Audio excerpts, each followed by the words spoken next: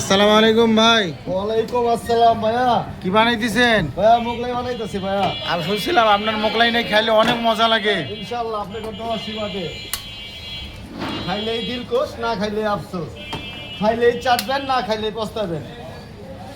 আপনি মোগলাই এলাকা ভিডিও করতেছে। সিঙ্গেল কত আর ডাবল কত?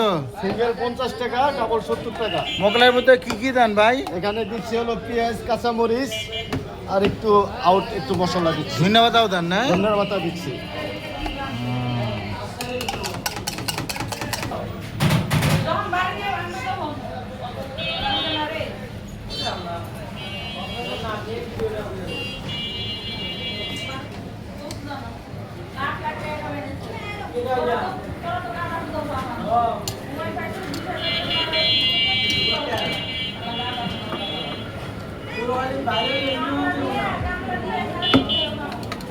মশলা দিতেছেন না? হ্যাঁ, মশলা দিচ্ছি।